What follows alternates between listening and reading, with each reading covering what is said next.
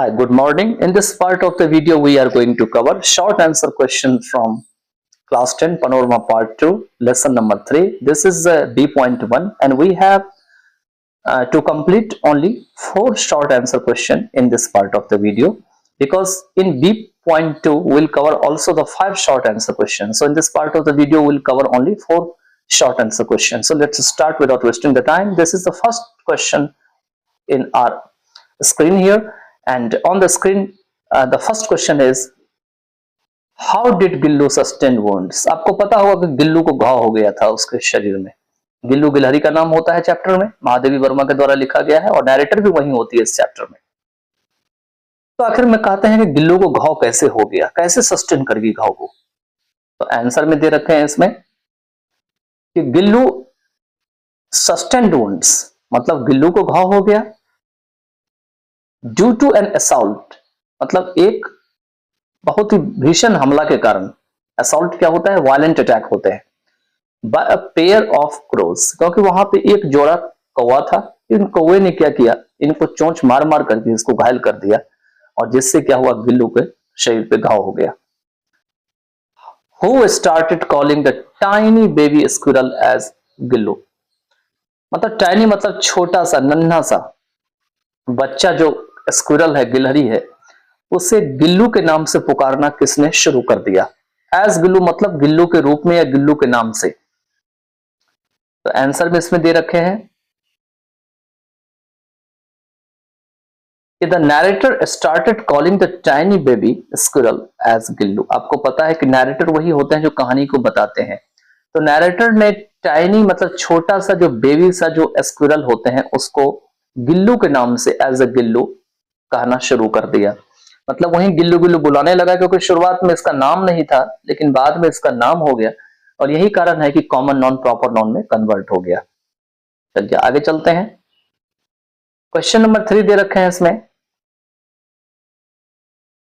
Which ointment was applied on the wounds of the tiny baby squirrel?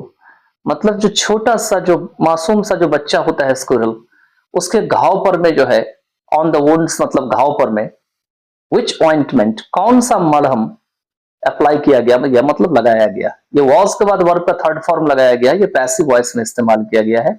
Passive voice है, without object है, मतलब इसमें object का इस्तेमाल नहीं किया गया है।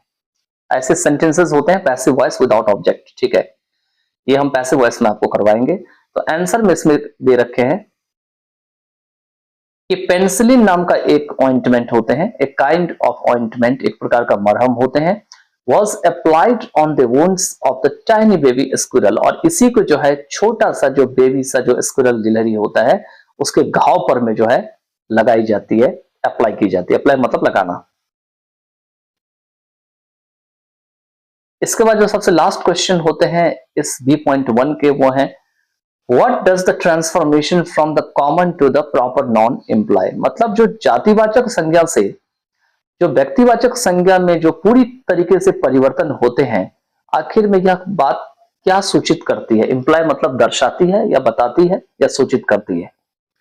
What difference does a name make? मतलब यह जो हो जाता है, यह अंतर जो है, इस नाम का जो है अंतर क्या लाती है, किस प्रकार का अंतर लाती है, व्हाट डिफरेंस करती है, ठीक है। तो आंसर में दे रखे हैं कि the transformation from calling the squirrel a common name like squirrel to special name like Gillu, कहते हैं जो पूरी की पूरी जो परिवर्तन है, ट्रांसफॉर्मेशन क्या होता है? कंप्लीट चेंज, पूरी परिवर्तन, जिसमें स्क्विरल को कॉल की जाती है, बोली जाती है, बुलाई जाती है। एक जातिवाचक नाम जो स्क्विरल होते हैं उससे एक खास नाम दिया जाता है गिल्लू की तरह। यह क्या करती है? Makes the squirrel feel more like a friend, यह स्क्विरल को और ज्यादा फील कराती है, एक दोस्त की तरह उनको फील कराती है। देन जस्ट एन एनिमल, मतलब अब यह एनिमल नहीं होकर के बिल्कुल अब यह एक फ्रेंड की तरह हो जाता है। आपने भी देखा होगा कि अगर आपने कोई जीव जंतु, बर्ड्स या कोई चीज पाले होंगे अपने घर में, तो आप क्या करते हैं, शुरुआत में तो लाते हैं लेकिन फिर डिसाइड करते हैं कि इसका नाम कुछ होना चाहिए, और आप अपने सुविधानुसार या आपको जो अच्छा लगता है वो नाम उसको रख देते हैं। तो जब भी किसी जीव जंतु को आप अपने घर में लाते हैं रखने के लिए, या किसी चीज को अपने घर में लाते हैं रखने के लिए, तो वो कॉमन नाउन होता है, क्योंकि उसका कोई नाम नहीं होता है। आपको पता है नाउन को अगर आपने पढ़े होंगे तो कॉमन में क्या होता है, सभी चीजें जातिवाचक होती है। जैसे यहाँ पे स्क्विरल दे रखा है, ठीक है, तो स्क्विरल जातिवाचक है। तो जब भी कोई चीज आप अपने घर में लाते हैं रखने के लिए और अगर आप नाम नहीं देते हैं, तब तक वो कॉमन नाउन में काउंट होता है, मतलब जातिवाचक होते हैं। देखिए जैसे आप उसका नाम रख देते हैं तो वो क्या बन जाता है, प्रॉपर नाउन बन जाता है। इसका मतलब वह व्यक्तिवाचक संज्ञा बन जाता है, क्योंकि आप उसको नाम से पुकारने लगते। सपोज करिए कि आप ही का अगर नाम नहीं होता, बॉयज है या गर्ल्स हैं, तो बॉयज क्या है, नाम नहीं है, तो कोई भी बॉयज में काउंट हो सकता है। तो इसीलिए हर एक चीजों का नाम दिया गया, धीरे धीरे करके सभी चीजों का परफेक्टली नाम दिया गया कि ये चीज ऐसे है, ये चीज ऐसे है। इसीलिए आप देखते होंगे कि हर चीज में नाम मिलेगा, चाहे आप मैंगो की बात करें, चाहे आप एनिमल की बात करें। अगर मैंगो आम ही लेते हैं तो खाली हम मैंगो मैंगो नहीं बोलते हैं, हाँ आम बोलते हैं जब हम किसी भी आम का बोध कराते हैं, लेकिन मैंगो में भी नाम है, ताकि आप उस नाम से जाकर के मार्केट में खरीद बिक्री कर सकें। तो चलिए इसके साथ जो है ये आपका क्वेश्चन आंसर एंड होने वाला है। तो देखते हैं लास्ट सेंटेंस क्या दे रखे हैं।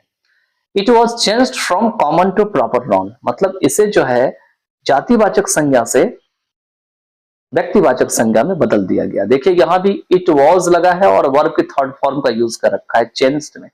ये भी एक पैसिव वॉइस में है। पैसिव वॉइस क्या कौन सा वाला है, तो विदाउट ऑब्जेक्ट है, क्योंकि आपको पता है पैसिव वॉइस में ऑब्जेक्ट का यूज होता है, लेकिन इसमें ऑब्जेक्ट नहीं है, ऑब्जेक्ट साइलेंट है। ठीक है, तो इसके साथ हम नेक्स्ट पार्ट ऑफ वीडियो में B.2 का जो है क्वेश्चन आंसर करेंगे। Bye then take care of yourself, just try to write them down, try to understand the meaning of the sentence and try to learn them.